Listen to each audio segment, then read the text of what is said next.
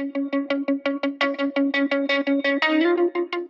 Video में हम देखने वाले हैं कि डार्ट में ऑपरेटर्स क्या क्या होते हैं। हम ऑपरेटर को ऐसे समझ लिए कि हम किसी दो वेरिएबल या तीन वेरिएबल या कभी किसी एक ही वेरिएबल के ऊपर कुछ हमें ऑपरेशन करना है तो हम उसके लिए ऑपरेटर यूज़ करेंगे। फॉर एग्ज़ाम्पल अगर मुझे कुछ ऐड करना है, कुछ सब्ट्रैक्ट करना है, तो उसके लिए हम ऑपरेटर यूज़ करते हैं। ठीक है, तो चलो देखते हैं हमारे पास कौन कौन से ऑपरेटर्स हैं। फ़िलहाल हमारे पास ये सारे ऑपरेटर्स हैं जहाँ पर अरिथमेटिक ऑपरेटर है, इक्वालिटी ऑपरेटर है, रेशनल ऑपरेटर है, टाइप टेस्ट ऑपरेटर्स है, असाइनमेंट ऑपरेटर्स है, लॉजिकल ऑपरेटर है, बिटवाइज है, कंडीशनल है, कैस्केड है। तो चलो सबसे पहले ऑपरेटर के साथ हम जाते हैं। तो सबसे पहला है अरिथमेटिक ऑपरेटर। तो अरिथमेटिक ऑपरेटर मतलब वो सारे ऑपरेटर जो हमें अरिथमेटिक्स नॉर्मल मैथमेटिक्स करने में हेल्प कर देते हैं। फॉर एग्ज़ाम्पल मेरे पास ऐड करने का होगा, मेरे पास सब्ट्रैक्ट करने का होगा, मेरे पास डिवाइड करने के लिए होगा, मेरे पास मल्टीप्लाई करने के लिए होगा, मेरे पास परसेंटेज निकालना मतलब मॉडुलस निकालने के लिए होगा। और एक और है जिसे हम बोल सकते हैं इंटीजर टाइप का डिवीज़न, क्योंकि इसमें जो रिज़ल्ट आएगा वो डिवीज़न जैसा ही है लेकिन इसमें हमेशा इंटीजर आएगा। तो हम दो वेरिएबल ले लेते हैं, वेरिएबल ए जिसमें 10 स्टोर करते हैं, वेरिएबल बी जिसमें 20 स्टोर करते हैं। ठीक है, तो सबसे पहले हम देखते हैं कि हम ऐड किया तो क्या होगा। तो जब हम प्रिंट ए प्लस बी करेंगे तो ये ऐड होगा। जब हम प्रिंट ए माइनस बी करेंगे तो सब्ट्रैक्ट होगा।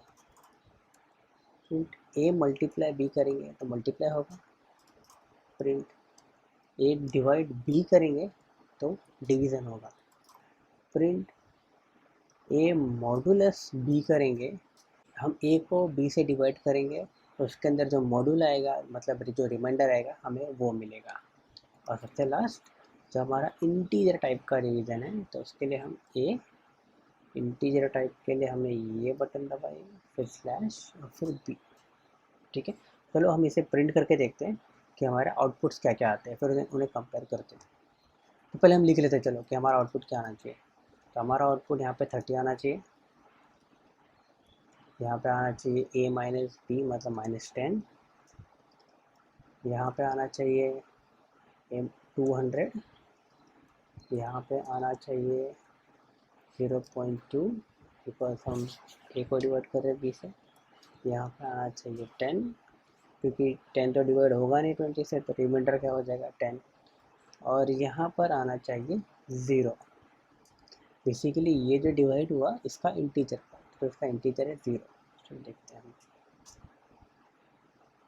So let's compare. सबसे पहला 30 आया, परफेक्ट। सेकेंड -10 आया, परफेक्ट। फिर 200 आया, परफेक्ट। फिर 0.5 sorry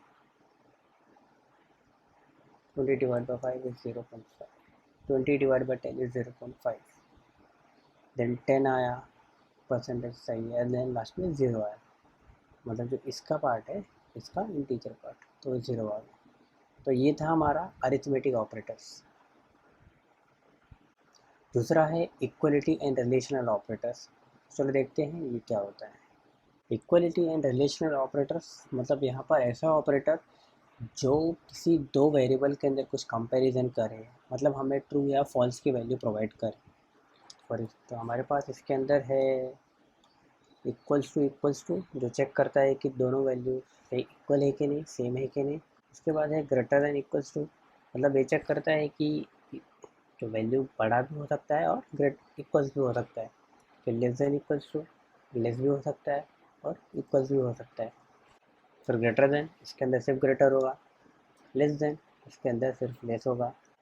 and not equals to, मतलब कि जो दोनों वैल्यूज़ इक्वल नहीं है। मतलब हमारे पास कितना होगा, 1 2 3 4 5 6, तो 6 टाइप के हमारे पास इक्वलिटी एंड रिलेशनल ऑपरेटर है। चलो देखते हैं काम कैसे करता है। तो पहले हम एक दो वैल्यूज ले लेते हैं, int A equals to 10, int B equals to 10 and int C equals to 20। तो ए एंड बी सेम है एंड सी अलग है। तो चलो हम प्रिंट करते हैं A is equals to B. तो अगर सॉरी तो ए अगर ए एंड बी इक्वल रहेंगे तो हमारा ट्रू आएगा, नहीं तो फिर फॉल्स आएगा। चलो साथ ही इसका हम देखते हैं बी इक्वल्स टू सी का क्या आ रहेगा। ठीक है, उसके बाद ग्रेटर देन इक्वल्स टू, तो print A is greater than equals to B. ठीक है, इसके बाद print B is less than equals to C. ठीक है, फिर print A is greater than B, print B is lower than C. And क्या बचा है, नॉट इक्वल्स टू बचा है, तो हम प्रिंट करते हैं print B is not equals to C. पहले हम इसका वैल्यूज़ देख लेते हैं कि क्या क्या आने वाला है। तो अगर हम ए और बी कंपेयर करेंगे तो दोनों सेम है, तो ये ट्रू आनी चाहिए, ये हमको आनी चाहिए B is equals to C, no, तो ये फॉल्स आनी चाहिए। A is greater than equals to B, तो ए ग्रेटर तो नहीं है लेकिन इक्वल्स टू है, तो ये ट्रू आएगा। B is less than equals to C, तो बी लेस देन है लेकिन इक्वल्स टू नहीं है, लेकिन दोनों में से कोई भी कंडीशन ट्रू हुई तो वह ट्रू आएगा, तो बी लेस देन है इसलिए ट्रू आ जाएगा। अब ए इज ग्रेटर देन बी, ए बड़ा है नहीं है, दोनों से इक्वल है, तो ये आ जाएगा फॉल्स। फिर B is less than C, तो B is less than C, right, 10 is less than 20, तो ये आएगा ट्रू। तब हमारा आउटपुट कंपेयर कर लेते हैं, पहले ये भी देख लेते हैं। तो b is not equal to C, b का वैल्यू 10 है एंड c का वैल्यू 20 है, तो b is not equal to C, ये ट्रू है, ये ट्रू आना चाहिए। चलो रन करके, तो हमारा सबसे पहला आंसर है ट्रू, राइट आया, दूसरा फॉल्स, फिर ट्रू, फिर ट्रू, फिर फॉल्स, फिर ट्रू, फिर ट्रू। मतलब हमने जो भी यहाँ पर सीखा वो सब परफेक्ट है और काम कर रहा है। तो ये था हमारा इक्वलिटी एंड रिलेशनल ऑपरेटर्स। इसके बाद है टाइप टेस्ट ऑपरेटर्स। मतलब इसके अंदर हम किसी भी ऑब्जेक्ट का टाइप टेस्ट कर रहे हैं कि उसका टाइप क्या है, उसका रन टाइम टाइप क्या है, या फिर उसका हम बोल सकते हैं उसका क्लास का नाम क्या है। ठीक है, तो इसे कहते हैं टाइप टेस्ट ऑपरेटर्स। इसके अंदर भी हमारे पास तीन तीन चीज़ें हैं ऑपरेटर, एक है एस, एक है इज और एक है इज नॉट। तो इज नॉट इज का अपोजिट है। तो चलो देखते हैं टाइप टेस्ट ऑपरेटर हमें यूज़ कैसे करना है। तो दो वेरिएबल ले लेते हैं, variable A and variable B. A को असाइन करते हैं 10 एंड बी को असाइन करते हैं हम 20। ठीक है, तो हमारा जो ए है ये इंटीजर है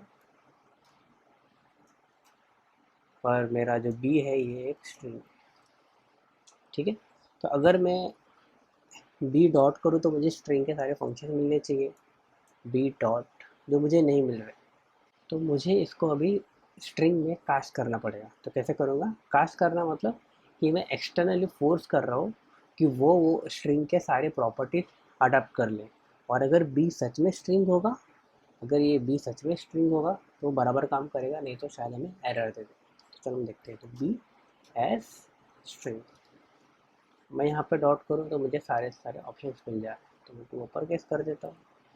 चलो इसे हम प्रिंट कर लेते हैं हमारा आउटपुट देखने के लिए। प्रिंट किया, प्रिंट कर रहा हो तो मुझे 20 अपर केस में करके मिल गया। ठीक है, अगर मैं इसके जगह ए लूँ तो देखते क्या होता है।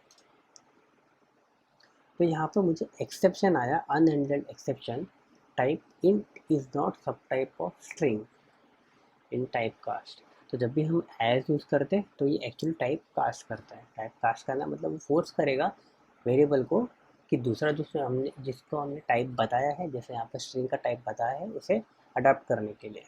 लेकिन ए इंटीजर है वो अडाप्ट नहीं कर पाया, तो वो एक्सेप्शन थ्रो करेगा। बट अगर मैं इसे इंट कर दूँ तो ए एज अ इंट, तो ये इंटीजर की सारी फंक्शंस को यूज़ करेगा, जैसे mod inverse, reminder, double, int. तो ऐसे जितने भी इंटीजर वाले फंक्शंस हैं वो सारे वो अभी अडॉप्ट कर सकता है और दिखा सकता है। ठीक है, ये हो गया हमारा एस। इसके बाद है इस।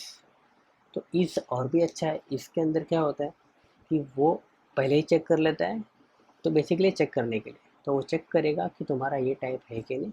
अगर ये टाइप होगा तो वो तुम्हें उसके सारे फंक्शन दे देता है। फॉर एग्जांपल इफ़ अगर मैं टाइप करूँ बी इज़ स्ट्रिंग, तो अगर बी स्ट्रिंग रहेगा तो ये फंक्शन कॉल होगा इसके अंदर, इफ़ के अंदर का ब्लॉक, नहीं तो फिर नहीं कॉल होगा। प्लस जब भी ये कॉल होगा तो आप देखोगे इसको बी के सारे प्रॉपर्टीज़ मिले पहले से, है ना। तो, तो इसका फ़ायदा क्या होता है इसका, कि मुझे अभी ये वाला एक्सेप्शन नहीं आएगा क्योंकि मैं पहले ही चेक कर रहा हूँ कि बी क्या है।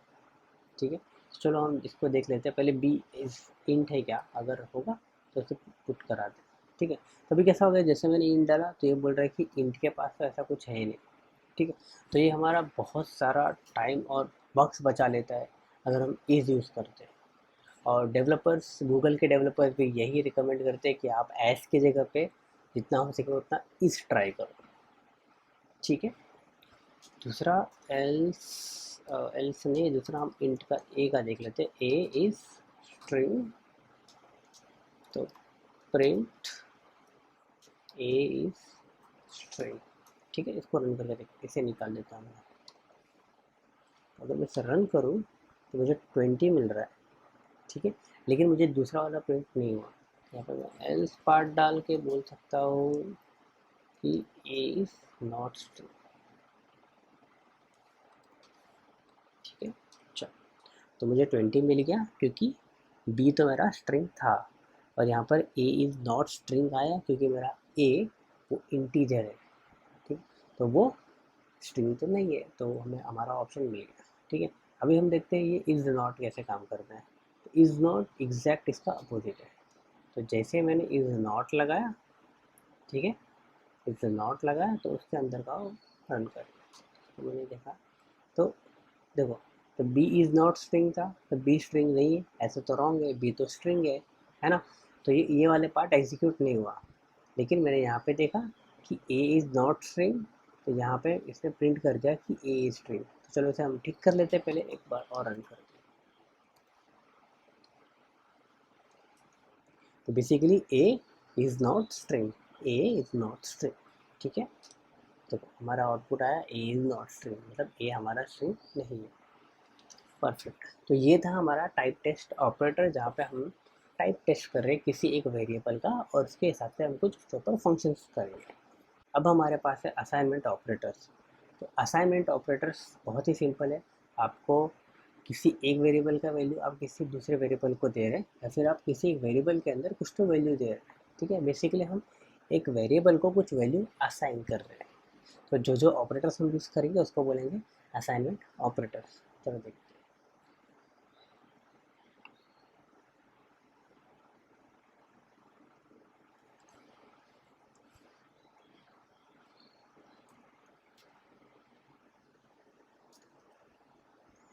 तो असाइनमेंट ऑपरेटर्स के बारे में पता चल गया हमें।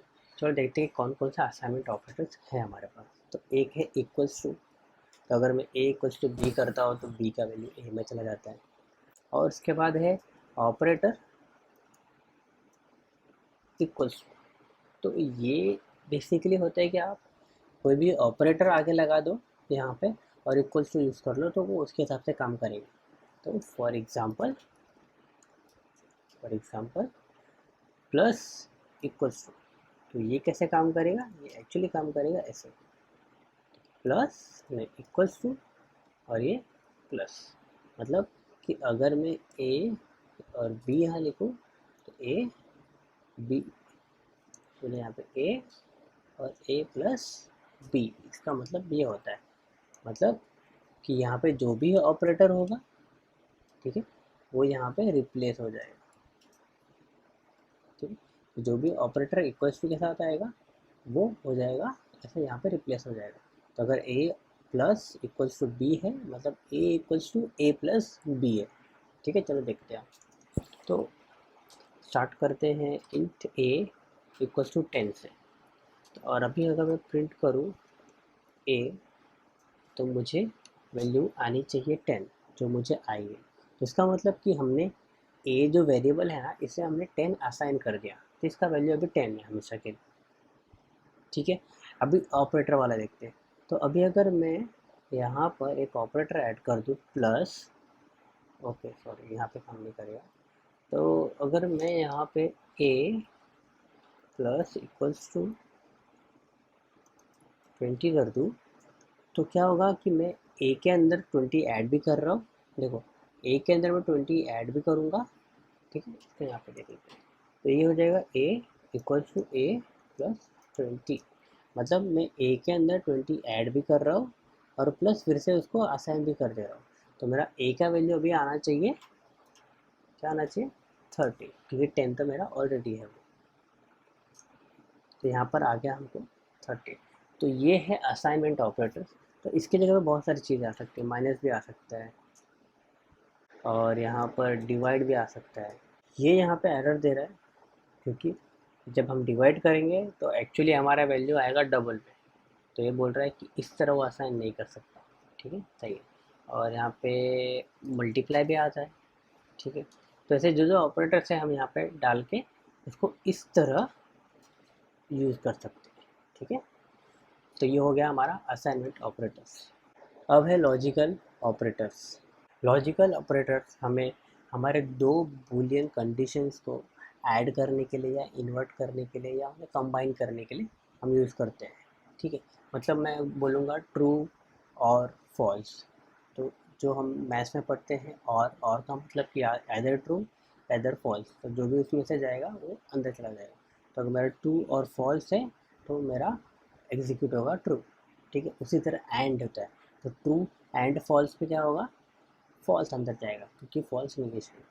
तो इसी तरह, और उसके बाद एक आता है निगेटिव वाला, जिसके अंदर आप ट्रू पास करोगे तो फॉल्स हो जाएगा और फॉल्स पास करोगे तो ट्रू हो जाएगा। तो चलो देखते हैं।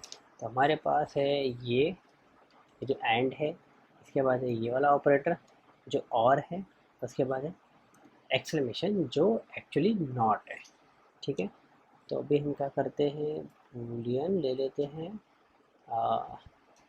Has food equals to false, bool has money equals to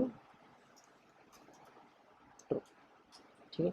तब हम क्या करते हैं, प्रिंट करके देखते हैं कि हैज़ फूड और हैज़ मनी, ऐसा नहीं करते। तो हम पे कंडीशन चेक करते हैं, इफ़ हैज़ फूड तो प्रिंट करो हैज़ फूड, ठीक है। उसी तरह इफ़ हैज़ मनी, तो यहाँ पे आ जाएगा हैज़ मनी। तो भी रन करके देखते हैं क्या आता है उसको। देख रहे हो आप, हैज़ मनी आया, ठीक है, हैज़ मनी आया, लेकिन हैज़ फूड नहीं आया कि हैज़ फूड तो फॉल्स था, तो जो ट्रू था वो एग्जीक्यूट हो गया, ठीक है। लेकिन अगर मेरा कंडीशन ऐसा है कि मैं बोल रहा हूँ कि अगर उसके पास फूड है तो भी ठीक है, मनी है तो भी ठीक है, बस यहाँ पे प्रिंट करना है समथिंग, ठीक है। तो जब दोनों में से कोई भी ट्रू रहेगा तो मैं हैज़ समथिंग प्रिंट कर दूँ। चलो देखते हैं, देख सकते हैं आप, हैज़ समथिंग भी आ गया, मतलब हैज़ फूड और हैज़ मनी में से जो भी ट्रू हो गया उसमें हैज़ समथिंग प्रिंट कर दिया, ठीक है। अभी यहाँ पर has money and has food, तो इस ऑपरेटर को एंड बोलते हैं, इसको और बोलते हैं। तो मैं बोल रहा हूँ कि अभी हैज़ मनी और हैज़ फूड को मैंने एंड लगाया, मतलब दोनों भी ट्रू होने चाहिए तो ही यहाँ पर ये एग्जीक्यूट होगा, ठीक है। यहाँ पर लिख देता हूँ हैव एवरीथिंग, ठीक है। अगर दोनों ट्रू है तो यहाँ पे हैज़ एवरीथिंग आएगा, तो फिर नहीं आएगा। चलो देखते हैं, तो यहाँ पर सिर्फ हैज़ समथिंग आया। हैज़ समथिंग क्यों आया, क्योंकि इसमें से मनी ट्रू था तो ये तो एग्जीक्यूट हो गया, बट यहाँ पे फूड फॉल्स है, यहाँ पे फूड फॉल्स है मतलब फॉल्स, तो ये दोनों जब ट्रू होगा तो एग्जीक्यूट होना था, तो इसलिए नहीं हुआ, ठीक है। अभी नॉट का देखते हैं, तो इफ़ हैज़ नॉट फूड, ठीक है, तो हम यहाँ पे प्रिंट करते हैं आई डोंट हैव। तो अगर मेरा हैज़ नॉट ट्रू हुआ तो यहाँ पे प्रिंट होगा कि आई डोंट हैव फूड, ठीक है। तो ए है समथिंग वाला आ गया और यहाँ पर आ गया आई डोंट हैव फूड। मतलब कि क्या होता है कि इफ़ के अंदर जो पार्ट ट्रू होता है वही एग्जीक्यूट होता है, लेकिन हमारा हैज़ फूड तो फॉल्स था ना, तो ये एग्जीक्यूट कैसे हुआ? एग्जीक्यूट इसलिए हुआ क्योंकि इसके आगे हमने एक्सक्लेमेशन मार्क लगाया, मतलब निगेशन। तो ये उल्टा कर देता है, तो अगर आपका फॉल्स है तो वो ट्रू हो जाएगा और ट्रू है तो फॉल्स हो जाएगा। ठीक है, तो ये थे हमारे लॉजिकल ऑपरेटर्स। अभी हमारे पास है bitwise and shift operators. Bitwise and shift operators हम यूज़ करते हैं हमारे किसी भी बिट को मैनिपुलेट करने के लिए या चेंज करने के लिए या उसे अपडेट करने के लिए। चलो देखते हैं कि हमारे पास कौन कौन से बिटवाइज एंड शिफ्ट ऑपरेटर्स हैं। तो हमारे पास सबसे पहला है और। तो जब भी ये सिंगल एंड हम लगाते हैं मतलब ये है और। जैसे हमारा मैथ्स के अंदर हम जिस तरह और लगाते हैं तो ये उसी तरह काम करेगा। उसके बाद है एंड। ये दोनों का मल्टीप्लिकेशन है, मतलब दोनों भी ट्रू होने चाहिए। उसके बाद है एक्सॉर। तो ये यूज़ होता है एक्सॉर वाले ऑपरेटर्स के लिए, अगर मुझे एक्सॉर वाले ऑपरेशन करने हैं तो। उसके बाद आता है ये। तो ये है कॉम्प्लीमेंट यूज़ करने के लिए, तो अगर मुझे कोई भी सिंगल बिट के ऊपर कॉम्प्लीमेंट करना है तो मैं इसका यूज़ करूँगा। ये है शिफ्ट लेफ्ट। तो आपका जो बिट रहेगा उसको वो ये लेफ़्ट शिफ्ट कर देगा। जैसे कि ये है राइट शिफ्ट, तो आपका जो भी बिट रहेगा उसको ये राइट शिफ्ट कर देगा। तो ये था हमारा bit wise and shift operators in dart. अभी हमारे पास है कंडीशनल एक्सप्रेशंस। तो हम देखते हैं कि कंडीशनल एक्सप्रेशंस डार्ट में क्या क्या होते हैं। कंडीशनल एक्सप्रेशंस मतलब कि ये कुछ तो कंडीशन चेक करेंगे और उसके बाद ही वो आपको आगे जाने देंगे। तो फॉर एग्जांपल हमारे पास टर्नरी ऑपरेटर है, तो ये बेसिकली कुछ इस तरह होता है। तो अगर आपका कंडीशन ट्रू है तो यहाँ पे अगर आपका कंडीशन ट्रू है तो एग्जीक्यूट करेगा ए, अगर कंडीशन फॉल्स है तो एग्जीक्यूट करेगा बी। ठीक है, वैसे ही हमारे पास है डबल क्वेश्चन मार्क वाला। तो ये होता है या इधर ए, अगर ए नल है तो बी यूज़ करो बी। मतलब अगर ए की वैल्यू नल होगी तो वो ऑटोमेटिकली यहाँ पे चला जाएगा और बी को ट्रू कर, बी का जो वैल्यू रहेगा उसको यूज़ करेगा। अगर ए नल नहीं है तो ये ए का ही वैल्यू यूज़ करेगा। तो चलो देखते हैं ये काम कैसे करता है। तो मैं एक वेरिएबल ले लेता हूँ इंट ए, इसको असाइन नहीं करते कुछ, इंट बी इक्वल्स टू 10। ठीक है, अभी हम क्या करते हैं कि प्रिंट करते हैं। तो इफ़ बी, यहाँ पे देखो तो ये वाला हम यूज़ करते हैं अभी। ठीक है, if B is greater than 10। ठीक है, तो ये प्रिंट करेगा बी इज़ ग्रेटर देन 10। उसके बाद मैं ये यूज़ करूँगा, यहाँ पे लिखूँगा दूसरा पार्ट। तो मतलब अगर ये कंडीशन ट्रू है तो ए वाला पार्ट आएगा, मतलब ये पार्ट। अगर कंडीशन फॉल्स है तो सेकंड पार्ट, मतलब ये वाला पार्ट। तो यहाँ पे है B is not greater than 10। ठीक है, चलो इसको एग्जीक्यूट करके देखते हैं। तो b is not greater than 10, right, b is not greater than 10 but it is 10। तो अगर मैं greater than equals to use करूँ तो b इज़ ग्रेटर दैन, यहाँ पे लिखना पड़ेगा और।